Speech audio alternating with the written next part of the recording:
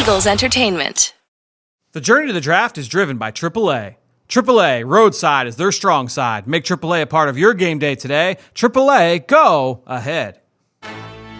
With the 25th pick in the NFL Draft, the Philadelphia Eagles select. You're listening to the Journey to the Draft podcast, driven by AAA. Welcome to the Journey to the Draft podcast, driven by AAA. I'm your host, Fran Duffy. We've got another big week of college football to talk about, some great games to break down, and we're going to do exactly that at the top of the show on Saturday Scouting. Myself, Ben Fennell, Dane Brugler, we're going to get all of their reactions from the weekend's action and how it will impact the NFL Draft. We'll give out our game balls from the weekend and talk through some NFL Draft storylines going into what's going to be week 4 of the college football season. Then we're going to transition to our On the Clock segment where we will welcome in Chris McPherson for the third time. He's going to serve as judge and jury for a debate between Ben, Dane, and I. And the topic this week, the best man-to-man cover corner in the country. You do not want to miss that segment. And then we've got our draft mailbag. We've got a question from you at home and an Eagles mock draft to look at. Real quickly, before we start the show, just a quick reminder. Go on to Apple Podcasts or Stitcher. Leave us a rating. Leave us a comment. It's the best way to throw us your support. If you're enjoying these twice-a-week podcasts now that we've transitioned into our regular season format, go on. Let us know. And if you've got a question or a mock draft or anything, you can go on. Leave us that comment. Leave us a rating. We will hit on it here in the show. That being said, let's jump right in. It's time now for Saturday Scouting. It's time for Saturday Scouting.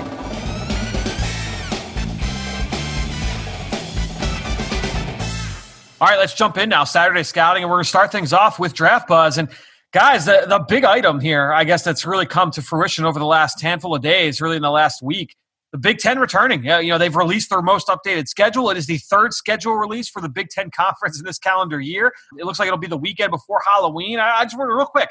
We did this when it went the opposite way. Who's a guy that we were disappointed we're not going to see here this fall for the Big Ten? But now that it's back, let's say, look, it's big news. Let's talk about one guy each who we cannot wait to see take the field. Now that the Big Ten was taken away from us and now we get it back, who's one guy that we're excited to see take the field? And I'll go first here. To me, it's the Penn State defensive end, Jayson Oweh. So much upside. We've talked about, he could be a first-round pick. The guy's never started a game. He's played very little football so far for the Nittany Lions. We're going purely off physical traits at this point when we're talking about what his projections are in the media. But in the flashes that we've seen from him on film, this guy has the ability to be so dominant. They lose Micah Parsons. I don't know that there's been official word, correct me if I'm wrong. I don't think that he has said that he is definitely staying opted out or if he's definitely going to come back. But when you look at Jayson Oweh, he is a similar kind of physical marvel at his size, with his speed, that first step, that ability to turn the corner. He's got natural power. I'm excited to see if this kid can put it together. They obviously lost some names along that Penn State defensive line to the NFL draft. He's in line for a big role. Yeah, Coach Franklin said that they're having healthy discussions with Parsons, but I'd still be pretty surprised if he decided to rejoin the Nittany Lions. But yeah, no, I think you're absolutely right about Oweh. He has not been on the field enough. He needs to get out there, and having this season back is tremendous for his development and just the opportunity that he has in front of him, because he's just so blessed as an athlete at 6'5", almost 260 pounds. So I can't wait to see him out there. Ben, who's a name for you?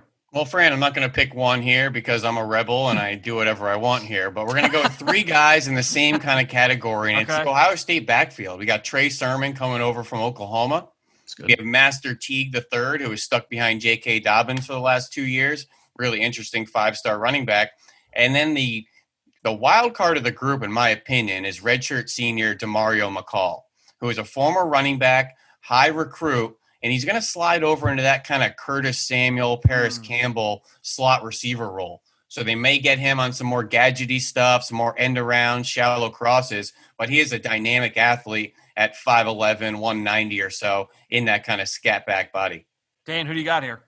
Like Ben, it's hard to name just one guy because I think we could go Journey Brown at Penn State, Kwity Paye, Michigan. But, I'm going to have to say Justin Fields. Stick with that Ohio State backfield. And this is a player who never opted out. He put a petition together so they try to play. He has never wavered. He wants this season. He's hungry. Yep. Not only for what he can add to his resume in terms of a national title, playoffs, possibly a Heisman, all of that, but also just the chance to get better. And he's so eager to show his development and show how he's grown from last season, which last season was really the only season he's had at the college level at quarterback as a starter. So I cannot wait to see him on the field in year 2. Now he's got a full season under Ryan Day with that playbook, with that offensive scheme. I'm so excited to see the improvements that he has made. And they've got a game coming up on Halloween at Penn State. And that's going to be a lot of fun to see what he can do on the road there. Who knows what the stands are going to look like in terms of, that intimidating type of venue. We don't know what the capacity will be and how many fans will be allowed in. But still, Ohio State at Penn State will be a lot of fun, especially to watch Justin Fields just to see how he can perform. Well, I mean, Eagles fans could just get if fans are allowed in Lincoln Financial Field at that point, which we don't know, we're going to have to wait and see. Then fans will be allowed in Beaver Stadium, and if not, then there will be no fans in Beaver Stadium for that matchup. I agree with you though that I feel like the last couple of months they've been a good look for Justin Fields and what he's done. I mean, a lot has been said about Trevor Lawrence and his increased voice, I guess, with the players, and Justin Fields. I think you would put right into that category. Real quick, guys, with Justin Fields now getting this full season. Do you feel like Trey Lance, if you're Trey Lance now, you know that Trevor Lawrence is getting the full year, you get Justin Fields for 8+ games. Does that change your mind at all if you're Trey Lance and say, look, like at best I'm looking at one game here with this matchup against Central Arkansas in a few weeks? Does that maybe change in terms of your thinking in terms of maybe declaring for the draft? And look, I've been in the camp that I feel like he should go back for another year regardless because I'm not a big fan of guys that are one-year starters, especially as a redshirt sophomore. But what are your guys' thoughts? Do you think that this impacts Trey Lance at all?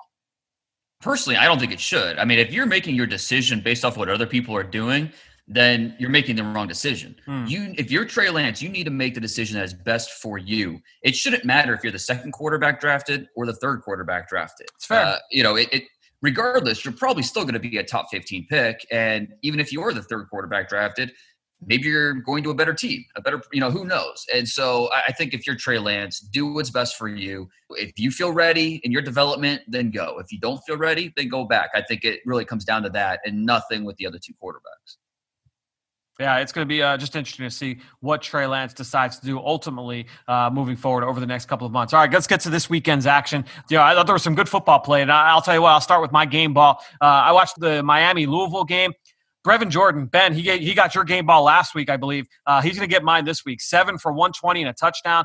He could have had 2 touchdowns. He came up just inches short on diving for the pylon on a bubble screen, hurdled over a defender early in the first quarter, scored later on a big play, busted coverage down the seam. He was wide open down the middle of the field, but you could still see that athleticism and that dynamic playmaking ability from Brevin Jordan. There were a couple guys I thought about here in this game. Honestly, Derek King made some nice throws. I thought about going with Derek King here, but ultimately ended up with Brevin Jordan. I feel like you got to really see the playmaking ability from the tight end position from him in this game. Dane, I'll go to you next. Who got your game ball this weekend? Yeah, not Louisville defense, really. They owe Derek King a lot because that certainly helped him make some better throws. I'm sticking with the ACC. I went with Cody Pickett, quarterback at Pitt. I was just really impressed with how he performed against Syracuse. This is his third year as a starter. And to be honest, I wasn't blown away by what he put on tape before the season. But on Saturday, I thought he was extremely efficient. He looked in total control. He finished 25 of 36, 215 yards, 2 touchdowns, and a pick. He's not going to be a top draft pick because he's just very average physically. But I was really impressed with the pocket presence. I think he understands where the heat is coming from, uses his mobility really well to climb, move the pocket, keeps his eyes downfield. And I thought he showed really good timing with his progressions. A lot of high to low reads. The mechanics are very efficient. And that really allows him to deliver with zip no matter what the action requires. So Pickett gets my game ball because of the polish that he showed and just the veteran awareness in the pocket. That's what helped Pitt get the win on Saturday. And that's why I think they could be a team that plays spoiler later in the season against higher-ranked teams like Notre Dame, Clemson. And I'll make a bold prediction right now. If he continues to play like this at this high level, he's going to receive a Senior Bowl invite. He's going to be drafted. It just really comes down to whether or not he can keep this up. So Kenny Pickett, he gets my game ball. Interesting. Yeah, I'll stick here with the Pitt Panthers and the Fighting Pat Narduzzi's. Really interesting defense. And obviously Paris Ford on the back end. Damar Hamlin returned for his 6th year of eligibility. Patrick Jones is a really heavy edge. Unfortunately, I think Jalen Twyman opted out. Yep. But that means there's a huge void to fill for Rashad Weaver. And he had a big game over the weekend against Syracuse. 7 tackles, 3 tackles for loss, 2 sacks. He's 6'5", 270. He's a big boy off the edge there. He reminds me a lot of Preston Smith coming out of Mississippi State, more that heavier edge. The guy that's not really going to turn the corner, but a guy that can set the edge and win with some power moves. But the interesting thing about Weaver is he missed all of last year with an ACL. But the year before, he led the team in sacks and pressures. So he's a guy that's been on the field early in his career. He turns 23 years old in November, so he's a veteran guy, an older guy, and he's looking to come back with a vengeance, particularly after what Patrick Jones and Twyman put up on the defensive line last year. He should have been part of that group. Redshirt senior, really good size. I'm expecting him to fall into 10, 12 sacks this year with that kind of attacking defensive front, especially on third down. So really interesting player. You weren't the only person that he stood out to. He was the Senior Bowl Senior of the Week this past week. If you go follow the Senior Bowl on Twitter, Jim Nagy had retweeted that as well. So Rashad Weaver making some names, as well as Kenny Pickett. So good for both of those Pitt Panthers. All right, let's go to our one play takeaway. One play that stood out most from the weekend. Let's go reverse order this time. Ben, we'll start things off with you. So 2-1s real quick in the Louisiana game. Elijah Mitchell, 2 big touchdowns in the second half, one between the tackles, and then the game-winning one where he bounced it off the edge and he showed that speed to get to the edge, get to the perimeter, and finish down the sideline there. I just like seeing that kind of thunder and lightning ability from him, not only inside but outside at 5'11", 215 pounds. He's a really good size, speed, the ability to run inside, outside. He catches the ball well. University of Louisiana has been pumping out some kids lately, 2 offensive linemen last year, a running back. So pretty good program developing down there. Elijah Mitchell, really good player. Dane, what do you got? That's a good call because, Mitchell, he's got some starter traits to him with the size, the receiving skills. So that is a good call. I went with Tylan Wallace, wide receiver at Oklahoma State, who we've talked about here on the pod in our Big 12 preview. And it was good to see him back on the field, coming back from the ACL injury. Slow game for Oklahoma State. Late in the third quarter, they're down 7-3, deep in their own territory. It's looking like Tulsa, they've got a legit chance to pull the upset here. Then the Cowboys remembered, hey, we have Tylan Wallace on the outside. So the quarterback throws a back shoulder pass. It results in a 24-yard catch that I think really showed Wallace why he's a next-level receiver. His ability to locate, adjust, finish, just outstanding. The play strength, it allows him to fight through contact, maintain his focus. He wins so many contested catches. He doesn't look 100%. He's dealing with a groin injury, still getting his feet back underneath him after last season's ACL. But that play was just a little reminder of the impact that he can make on an offense. It also sparked the Oklahoma State offense because they marched down the field, scored the go-ahead touchdown on that drive. So, Tylan Wallace, he's to me right up there. He's behind Devontae Smith when we talk about the top senior receivers. But he's right up there in terms of the talents in this class that I'm really excited about translating to the next level. All right, well, I'm going to go back to the running back spot. Ben talked about Elijah Mitchell. I'm going to talk about Cam Harris, the running back from Miami. More of a power back. He's 5'10", 210. You can see he's kind of rocked up, looks the part. I'll tell you what, though. He showed some juice, guys. With a 75-yard touchdown early the second half, kind of got me sitting up straight in my seat a little bit. Gave Miami that 27-13 lead, really that they never kind of relinquished. But Cam Harris showed a little bit of juice. That was kind of my big takeaway. There were a couple other ones that I thought about going with. I told you about De'Ara King. He had a really nice touch throw down the sideline that was really impressive. I mentioned the hurdle from Brevin Jordan as well on that little bubble screen. But no, I went with Cam Harris here, the running back from Miami. Impressive play to get them on the board. Let's go now to our down-the-road freak show. A freshman or sophomore, not necessarily draft eligible, but a guy to file away for the future. Dane, I will go to you to start this one off. I don't know if he really qualifies as a freak show just yet because he's only thrown the ball 5 times in his college career. But Oklahoma State, they were going to lose that game until true freshman Shane Illingworth entered the contest and pushed the ball downfield with his arm. Spencer Sanders went down with an injury, first half, a lower body injury. It looks like he could be questionable the next few weeks. Ethan Bullock, the backup, came in, and Oklahoma State offense was just stagnant for 2 quarters. Then Illingworth enters the game late third quarter, and the offense just picked up steam immediately. He finished 4 of 5, 74 yards, and really that was the difference in the game. He's a 4-star recruit from California, and I think Tylan Wallace summed it up perfectly after the game. Is he did not look like a scared freshman. Yeah, Ben, who's yours? I kept noticing this little receiver for Boston College making plays over the weekend. 5'9", 170 pounds, Zay Flowers. Did not know a thing about him. Played a little running back last year. Kind of in the Kadarius Toney positionless player category. You're a little too undersized to be a running back, even too small to be an outside the numbers receiver. But he made a lot of big plays. 5 catches for 162 and a touchdown, 101 of those coming after the catch against Duke. This kid just looked like he was in a different speed than the rest of the defensive backs, and a little bit of competitiveness, not afraid to go up and play the ball at 5'9", 170 pounds.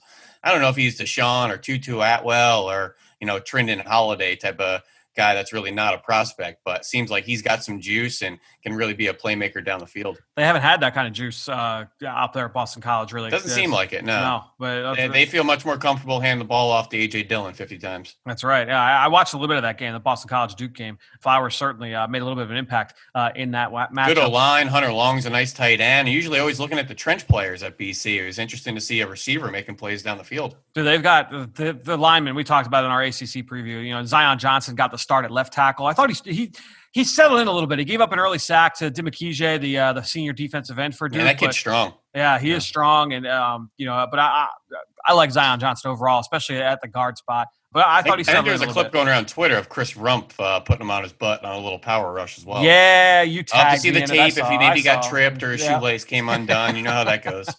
Exactly right. But they've got some linemen up there, as they usually do at Boston College. My down the road freak show. I'm going to double dip, guys. A couple weeks ago, I mentioned the SMU running back Ulysses Bentley. He was the backup in the game that I watched. I believe it was against Texas State, but he really showed some juice and showed some wiggle at the second level. Had a couple touchdowns. One as a pass catcher, if I remember right. I don't know if you guys saw the box score against North Texas or if you saw the highlights, but he went for 227 and 3 touchdowns. He showed some wiggle. He showed some speed, certainly some shake in the hole. I mean, it was really, really impressive. Another great outing for Ulysses Bentley against North Texas. Again, not eligible for this class, but file this name away for down the road. Ulysses Bentley from SMU. Really, really good start to the season. All right, let's go to our film room recap. This is guys that we've studied on film over the last week that has caught our eye. Look, I mentioned that when the Big Ten got postponed, I had kind of pushed the pause button on watching Big Ten players because I wanted to kind of wait and see how things shook out. This weekend, I watched the Ohio State linebackers. So Baron Browning, Pete Werner, Tuff Borland, those guys coming back. Guys, I really liked Baron Browning. And Pete Werner is intriguing, too. I actually think both guys could be NFL starters. I wrote down Matt Milano when watching Pete Werner. I'm interested to see how Werner tests because, Milano was a freak athlete, and he was used all over the field at Boston College and has really turned into kind of that do-everything player for Buffalo. I think Werner can do a lot of the same. Ben, I remember sitting next to you watching film last fall, of that Ohio State defense and talking about how Werner just gave them the flexibility to stay in base against 3 or 4 receiver sets. And, you see him rotate to the post. And, I saw all that on film watching them. So, you see a guy that maybe he's not like super explosive, but just really fluid, really comfortable moving in reverse, shows a knack for navigating through traffic. And then you look at Baron Browning. And Browning, they're both around the same size, 6'3", 240 pounds. But then when you look at Browning, I mean, this kid, he's really well put together. He checks all the boxes. I mean, he's a good athlete, really notable change of direction, fluid in reverse, good straight line speed. He's got a second gear downhill to close, really good blitzer. He had 5 sacks last year, can man up on running backs, can play in the hole. He's got good play strength, solid key and diagnose ability. He can play through contact. No ball disruptions in coverage. It's a little bit of a question. He did have a pass breakup that led to an interception, so it didn't end up in the box score. To me, I was watching Baron Browning saying, I can't wait to watch this guy with a full season as a starter because he played behind who was the kid that was the 3rd-round pick of the Ravens this past year? Malik Harrison, thank you. He played behind Harrison, so came off the bench. But Browning played a ton of snaps in the middle of that defense, played a couple of different spots. I like both players. I think they can both be starters in the NFL. Tuff Borland, probably more. Look, he's going to be a 3-year captain, really instinctive. He's tough. But I just think he's got a lot of physical limitations that I think will be tough to overcome. I wrote down Tyler Matakevich, who has carved out a role, in the league. But I just feel that Werner and Browning, I think, have starting potential in the league. So you're telling me you get your hands on a ball and it gets picked off behind you? You don't get the PBU? You don't get the PBU. Yeah, it doesn't show up in the box score. College has got to clean up some of that stuff. They're losing the rushing yards for sacks. A couple of things they got to clean up in the stack. Throws everything off. I'm just impressed with your ability to use the number of times you use tough when you describe Tuff Borland. That was no accident, Dane. You said he was very tough, and some of the stuff is tough to overcome. True. So I'm just impressed by that. But no, I'm glad what you mentioned about Browning because he has so much talent. so much ability. And it's just, is he going to be able to be put in a position where he can showcase it and put it all together this year? This is a huge year for him in terms of showcasing what he could do, because he could be a top 75 pick easy if he's able to, put it all together. So just need to put it on film. And I think Pete Werner has such a a high floor where he's a really safe player. At the very least, he's going to be a great special teams player. He's going to be a sub linebacker. The fact that he has 30-plus snaps at wide corner, that tells me he's going outside the numbers. The matchup against tight ends, put on the Penn State tape. You can watch him battle Pat Freiermuth a bunch of plays, particularly on third down. Not the greatest in man-to-man coverage, but really good zone instincts, awareness, reaction, really good jams and reroutes, heavy hands, a stack and shed. He's a guy that's just a really good football player. And I remember watching that Michigan tape next to you last year, Fran.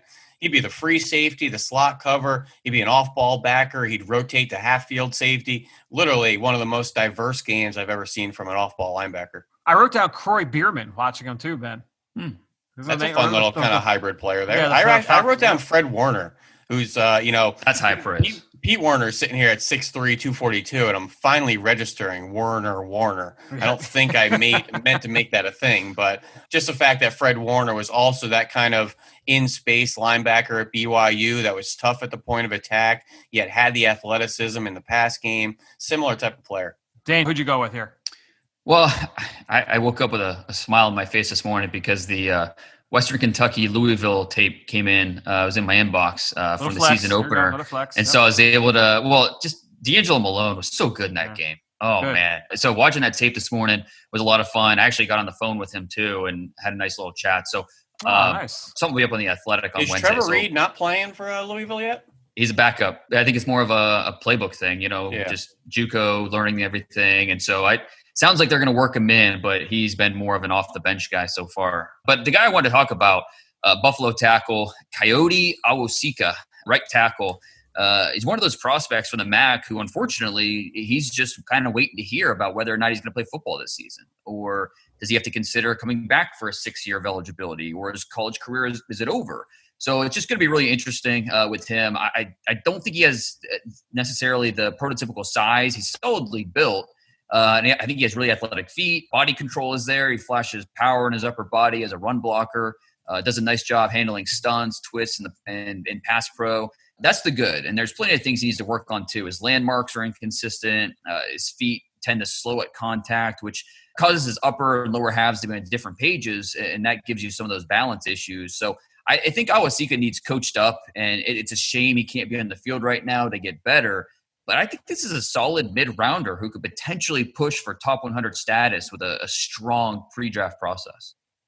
I have known nothing about him, so I'm literally writing him into my sheet as we sit here. Ben, I wrote down a couple notes because Jared Patterson, ran for 1,800 yards last year for Buffalo. Somebody was paving the way, and a lot of times it was Awosika at right tackle there, really good player. I think he played Penn State last year as well, so if the group of five things kind of tempering you, there's some Power 5 competition you could watch him facing against. But, Fran, I'm going to stick with Big Ten linebackers here, and we're going to talk about Devin Bush's replacement at Michigan, and that's Cameron McGrone, which I haven't seen a whole lot of conversation nationally about this kid. But every time I watch him or put the Michigan tape on, or had the privilege of doing 2 Michigan games last year against Illinois and Alabama, this guy makes a ton of plays. He's 6'1", 232, so a much taller prospect than the squattier 5'11" Devin Bush. But this kid's tough downhill into gaps, really good pursuit speed laterally. He's a fluid athlete. He can blitz and chase and change directions. He's often mugging the B gaps and down around the line of scrimmage on third down for some of those sim pressures and twists. He's a Mike linebacker. He's the core of the defense as a sophomore last year, calling the plays and getting the calls in. Bunch of production getting after the quarterback too, with 9 TFLs, 2.5 sacks. He bites on some things. He has poor eye discipline, a lot of fakes, misdirections. Typically happens for young first-year linebackers, but I like what he did that first year on tape, and I would tell anyone, put on the Penn State game or the Alabama game in the bowl game. He makes a lot of plays, looks like he's a good athlete, number 1 player in Indiana coming out, actually has a brother with autism as well, and has done a lot of great things off the field and just helping out his family. Just a really good kid all around. He's just kind of have a crush on him on and off the field. Yeah, Yeah, I have not done McGrone yet. Dane, I remember you texted me after you did him in the summer. What are your thoughts on McGrone? I liked him not as much as I thought I would. Only average size. That's really what comes down for me. He can get lost in the crowd. I want to see him get a little more powerful with his hands so he can sift through and everything. But in space, I really like him. He's athletic, smooth hips. I thought he was an instinctive player, and he doesn't take plays off. He plays with that same energy that Devin Bush played with. So I like McGrone. Just want to see him get a little bit stronger at the point of attack. But yeah, he is a next level player for sure. Beautiful. Well, guys, this was great. Stay right where you are, though. We're going to transition now into our next segment. It's time to go on the clock. On the clock. All right, well, back for another edition of On the Clock. Chris McPherson, we'll welcome him back in. Let me just set the table here. Dane got the win in week 1. Ben got the win in week 2. So I got to get off the schneid here for week 3. And for this one, we are going to talk about the best man-to-man cover corner in college football this year and potentially for the NFL draft. Guys, any opening shots before we get started here? I know Ben's excited to get back into this thing. He's been chomping at the bit. We were talking about it over the weekend. Dane, any thoughts as we go into this discussion?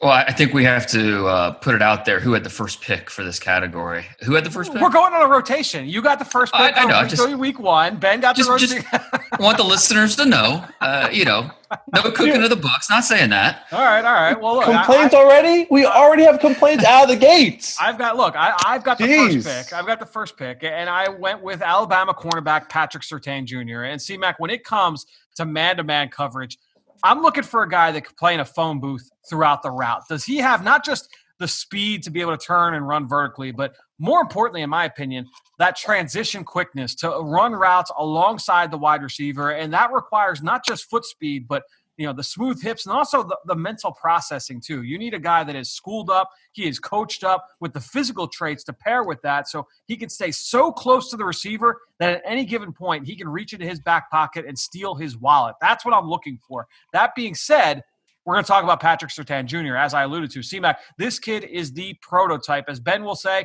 he was made in a lab. He was made in a petri dish. He's 6'2". He's over 200 pounds. He lives in press coverage, and he has all of the traits to play press man at a high level in the NFL. He's got a strong jam. He's disciplined. He doesn't open the gate too fast and give up an easy release. And then he's got the tools to turn and run and stay in phase on vertical routes. But then you talk about the mental side of the game. And not only do you recognize that name, Patrick Surtain? His dad was the 3-time Pro Bowl corner for the Dolphins and the Chiefs. So, Junior's been getting groomed for this position since he could walk. But even then, you remove that part of the equation. This guy has been a starter for Nick Saban since day one on campus. Saban is a defensive backs coach through and through. His schemes are not easy. You know that the last guy to come in and start as a true freshman for Saban was Minkah Fitzpatrick. He's turned into a pretty good player in the NFL. And as a true freshman back to a couple of years ago, 2018, Patrick Surtain came in. He started 12 games for a team that went to the title game. He racked up 7 pass breakups and a pick, was named SEC All-Freshman.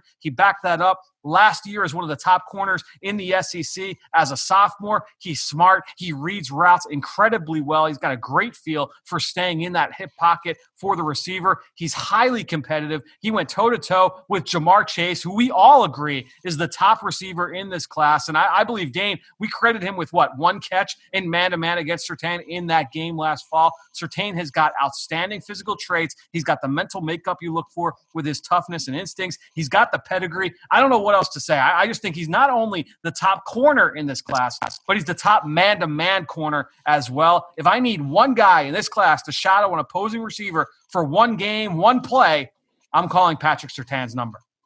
All right, good opening salvo. Okay, I've heard of robber technique before, but I didn't realize it's actually pickpocketing, the wide receiver or the offensive player. So, Dane, let you go number 2 here. So, yeah, that was a strong opening statement, no question, from Fran. But I'm going to tell you why Caleb Farley from Virginia Tech is the choice here. And we know the unofficial scouting motto is traits over production. You want a player with the traits that translate to the NFL. But in a perfect world, you want traits and production. And that's why you go with Farley. First, the traits. 6'2", 207 pounds. He's expected to push for the 4.3s and the 40-yard dash. Right there, NFL teams are salivating. He stays balanced in his footwork, in his transition. He can press. He quickly gains leverage mid-route so he can dominate man-to-man coverage. And he does a great job staying square. He can anticipate. He can get his head turned, locate, make plays.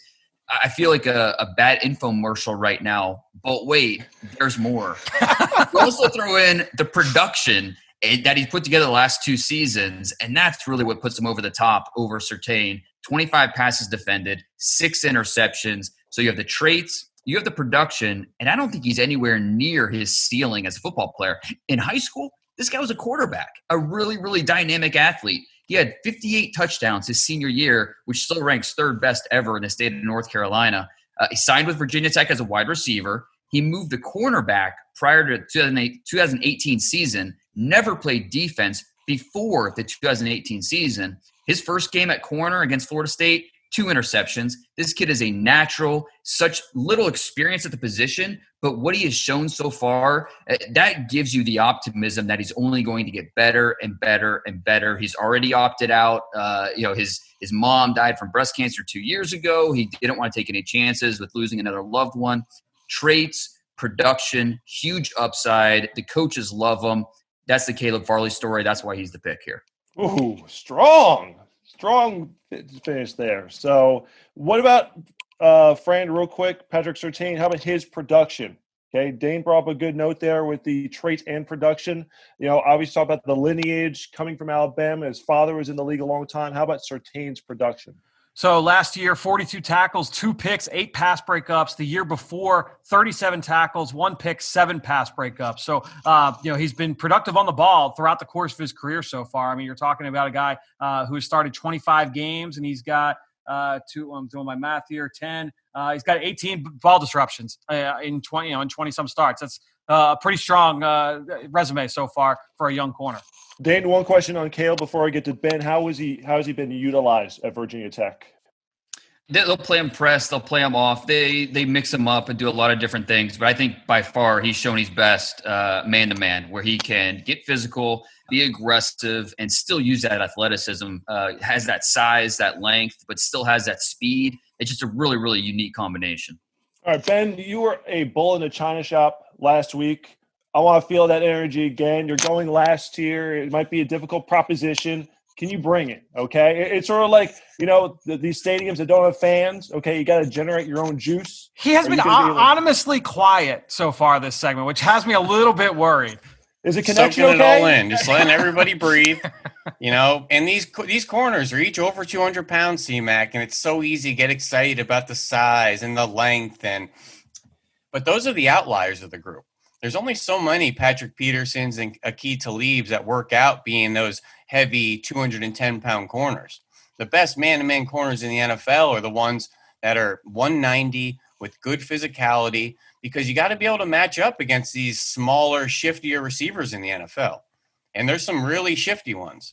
Patrick Surtain, I thought, struggled against some of those smaller receivers. Don't put on that South Carolina tape where he gave up 8 catches on 10 targets. But, yeah, he did play well against Jamar Chase. And same kind of thing with Caleb Farley. I think he just struggles with the twitchier guys. And they're just both a little grabbier at the top of the routes and at the catch point. But when they're 6'2", 205 pounds, they kind of get away with it. But I'm talking about Shaun Wade at Ohio State, the number 2 corner in the class behind Jeffrey Okudah, who was the number 3 pick last year in the draft. 6'1", 195 pounds, played a lot of that nickel position, C-Mac. So you got to face those slot receivers with two-way goes, and you're a run defender. So you have to be able to show up with your play strength and your physicality first and foremost as well. Also having that press man, kind of acclimate and the ability to mirror receivers and play the ball. But the play strength in that 6'1", 195-pound package is just as comparable as Farley or Surtain, over 200 pounds. But I feel like Wade moves better than those bigger corners. So the speed, the movement, the play strength, the physicality, I really see a Marcus Peters or even our own Darius Slay type of corner, where they're really feisty and they play much bigger than that size indicates. And I really think Shaun Wade's going to be a matchup type of guy in the NFL to go mirror whoever you need to and be that alpha corner for an NFL team. Now, Ben, has he played on the outside, or has he been strictly nickel through this time? He has been primarily nickel in his career. Last year, he was about 84%. 2018, about 78%. So splitting the difference, right about 80% in his career. Ben, what's Shaun Wade going to run at the combine, you think? Listen, I don't like to get caught up in the underwear Olympics. And, this is a guy that it was productive, put on a lot of snaps on tape. He may be that 4.52 guy that doesn't get super excited, but he might be great for a linebacker. 20 reps, at the bench press. And he's a guy that, isn't all about the speed and isn't some 4.33 finesse corner. He's going to mix it up with you with his play strength, beat you up at the line of scrimmage, and really beat you up in the route and never really have to use all that kind of speed that some of these other corners need to with their recovery and their makeup ability. So he may not be a blazer, but I think he makes up for it with his play strength. I was liking it a lot. That play speed is going to be a little tough for me to overcome there. So I like the Marcus Peters comparison, and certainly uses that physicality to get away from it. So any last statements here before I go to make a decision? I feel like we've got all our parting shots in. Okay, we're gonna leave it out there. All right. So need the athleticism. Okay, so that's why I'm gonna take Shaun Wade off the table. Not that he's not athletic. I do like the size. That you brought up how Darius Slay's in a similar mold there. So you look at the top corners, like look, they have that elite athleticism. So I think that's gotta be in play. Okay, certainly you love to find someone with the size, the upside as well. Dane, I think you're getting number 2 here. Okay, I'm going to go Caleb Farley. Yes. Virginia Tech. It's now the one thing that really pulled it close is I know Fran has a good eye for cornerbacks. Okay, I've kept this in mind over the years. When it came to Trey White in this draft a couple of years ago, Fran was like, this is the best corner in this draft class, and we've seen what he's become, one of the top, 5, top 3 corners. Don't try and butter me up after you throw a dagger in my chest. I'm just saying. That's why, when I was like going into this, like best corner, I'm like, I feel like if it has a Fran Duffy seal of approval and he's going first, I'm going to feel pretty good about it. But, I love the size, the rare size, the athleticism, the production. Dane just made a good case. So we'll have our first 2-time winner here. Dane Brugler getting it here. Fran, we'll just have to wait another week. They're the same height and 4 pounds difference. All right. Farley's got a little more production, and I mean he didn't have the luxury of having a Pro Bowl dad to teach him everything. So he's going to be better and better. But look, hey, Surtain and Farley, I think easily the top 2 corners in this draft. So I really think we're talking about a close call here. And I think, Fran, you made the point. It could be a Okudah, CJ Henderson type of conversation where we're talking about 2 top 10 picks. And so far, CJ Henderson, I mean, it's been 2 games. CJ Henderson's been really impressive where Okudah struggled a little bit. So, it's we're talking about 2 really good corners here who, I think are going to prove to be high picks and starters pretty quickly in their NFL careers. Well, Shaun Wade did an externship with the WWE. I forgot to throw that in there. If you said that. Recount there. Well, and I have real quick, C-Mac, for Shaun Wade. I wrote down 2 Eagles-related comparisons for him. Bobby Taylor and Nnamdi Asomugha. You're talking about Nnamdi, obviously, coming out of Cal with what he did with the Oakland Raiders. I just see him as that kind of big, long, physical, versatile player who can line up inside and outside. So really like all 3 players. C-Mac, thanks so much for joining us once again here on The Clock. We'll talk to you guys next week. Ben, Dane, we'll talk to you next time here on the Journey to the Draft podcast, driven by AAA. Before we continue with this episode, I want to take a quick second to remind you that we are now just 6 weeks away from Election Day, which is crazy. November 3rd, just 6 weeks away from this Tuesday. Did you know that 4 years ago, 100 million eligible voters did not participate in the general election? And I don't care who you support, but that number is way, way, way too high. And so I've got a short list of questions for you. Number 1, are you registered to vote? And if you are, have you checked in to see if you can vote early? Do you know where you can go to vote in your district? Do you know what time you can get to your polling place? If you answered yes to all of these, then you're ready to rock. But if not, you have got some work to do, my friend, over the next couple of weeks. Voting matters, and that's for everybody, not just for this presidential election, but for your local and state elections as well. Please, it is all of our civic duty to make sure that our voices are heard. Get out and vote on November 3rd. Now it's time to hear from you, the fans, in the Draft Mailbag. Hope you guys enjoyed that On the Clock segment with C-Mac, Ben, and Dane. Now let's wrap this show up with Draft Mailbag. Again, just a quick reminder, go on to Apple Podcasts or Stitcher. Leave us a rating. Leave us a comment. If you like what you hear, if you've got a question, we will answer it. Jake Hubbs left a 5-star review just saying how much they're loving the debate segment of the show. I'm assuming that is in reference to our On the Clock segment. Jake, thanks so much for the review. I'm really enjoying that segment as well. Honestly, just a little bit behind the scenes, I came up with that idea kind of like last minute, like late in the summer during training camp. Ran it by the guys, and they were all excited for it. So we decided to plug it in, and this has been a really fun addition to this show. Hope you guys are enjoying it. Also, real quick before we cut out, we got a mock draft from a longtime listener on Twitter, Pete Nathan. I know he's a longtime listener to the show, so he sent me this mock draft on Twitter. And real quick, we'll just go through some of these picks. 16th overall, he's got the Eagles selecting Florida tight end Kyle Pitts, really athletic tight end. He's a little bit on the undersized side. He's a local kid from Philadelphia, and really, you're talking about one of the more athletic, dynamic players at the tight end position in this draft. So, an interesting selection there for the Eagles in round 1. Second round, 48th overall, he's got Georgia corner Eric Stokes. We talked about him during the SEC preview. It's a really loaded Georgia secondary down there. And I kind of liked Eric Stokes. He's long, he's competitive, he's physical. I like him up at the line of scrimmage and press coverage. I like Eric Stokes. So that's an interesting selection there. Baron Browning, we talked about him earlier.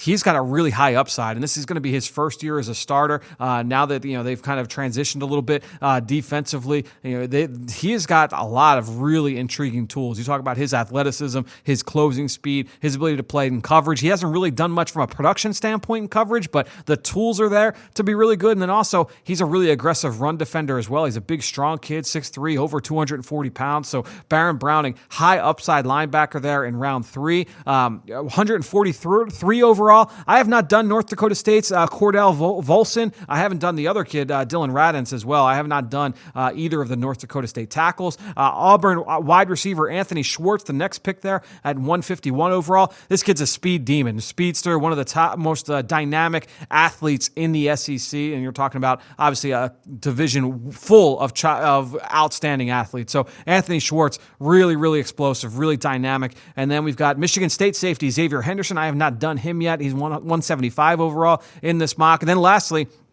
207 overall, Oklahoma running back Kennedy Brooks. I like Kennedy Brooks. Talked about him in our Big 12 preview. I think he's a really well-rounded player. I actually talked about him last week as well in that conversation with Ben on Under the Hood. I thought that he really has such a well-rounded skill set that, maybe he makes it as a 3-down starter, but I think he'd be a great backup as a guy that can come in, carve out a role as a 3-down player for an NFL offense. And he just does a little bit of everything really, really well. He's not a dynamic player in the open field, but a really patient runner, competitive, can chip in as a pass catcher, can do a lot of different things for you. Very similar to like a Corey Clement. I think Kennedy Brooks maybe a little bit better in terms of what he is as a prospect coming out. Obviously, Clement went undrafted out of Wisconsin, but Kennedy Brooks is a player I really like, and I liked his transition to the NFL. So, Pete, really appreciate you sending that mock draft in. Hope you guys enjoyed this week's edition of the Journey to the Draft podcast driven by AAA. We'll be back a little bit later this week. Really excited to keep things going later in the week with Ross Tucker. Ben Fennell obviously will be back. We'll have a special guest as well. Until then, we will talk to you next time here on the Journey to the Draft podcast driven by AAA.